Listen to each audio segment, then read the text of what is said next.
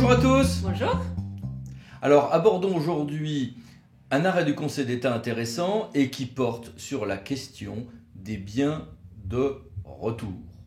Alors quand j'ai une délégation de cesse publique, une concession, j'ai des biens de retour qui reviennent à l'autorité concédante, j'ai des biens de reprise que l'autorité concédante peut récupérer si elle le souhaite dans des conditions prévues au contrat, et puis j'ai des biens propres qui appartiennent au délégataire et avec lesquels il va partir, ou concessionnaire, pour d'autres types de contrats.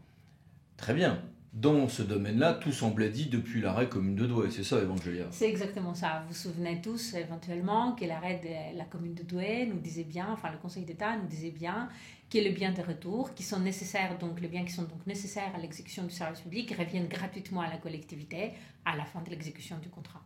Alors bon, là ça semblait très clair et tout le monde disait c'est réglé. Oui, sauf que c'est réglé pas tant que ça. Parce que ça fait des années qu'on se dit mais oui, mais que se passe-t-il pour les provisions?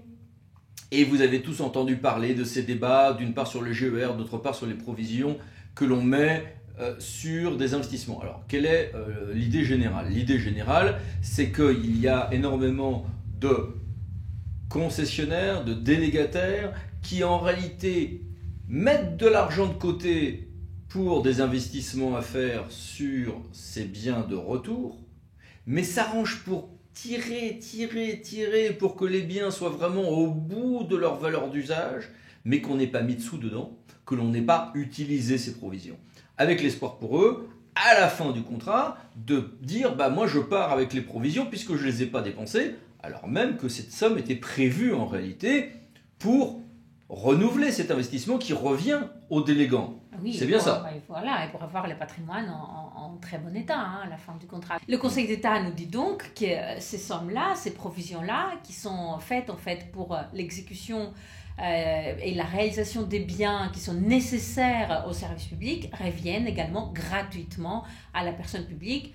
Et je trouve que c'est important d'avoir clarifié ces points-là. Cela va nous paraître que ça va de soi, mais c'est quand même mieux quand le Conseil d'État nous apporte la précision sur ce point-là. Sauf peut-être stipulation contraire, et encore faudrait-il que celle-ci soit légale, ce qui nécessiterait une expertise juridique spécifique. Donc, ce point est essentiel parce que ça veut dire qu'il y aura une manière différente de gérer les contrats et les rédactions contractuelles et l'exécution de ces contrats, afin que les collectivités ne puissent plus se faire avoir, comme elles se le faisaient avoir parfois, sur ces questions de provision avec lesquelles le délégataire, dans le cadre en général d'un litige, essayait de partir. Donc le délégataire essaie de partir avec les provisions, il ne pourra plus le faire.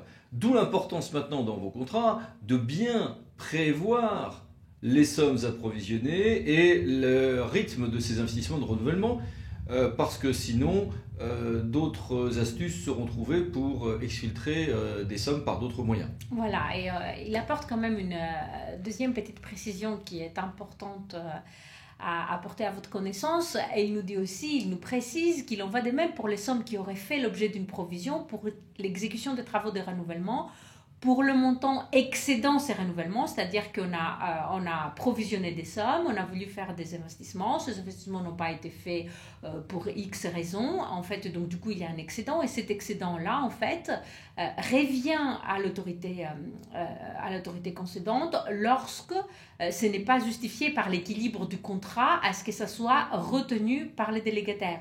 Ce qui pourrait supposer à l'inverse, mais ce n'est pas dit exactement comme ça dans l'arrêt du Conseil d'État, mais on suppose, nous, en fait, du coup, que, en fait, si l'équilibre du contrat avait été menacé pour X raisons, ça voudrait éventuellement dire que les délégataires seraient en mesure de garder ces provisions.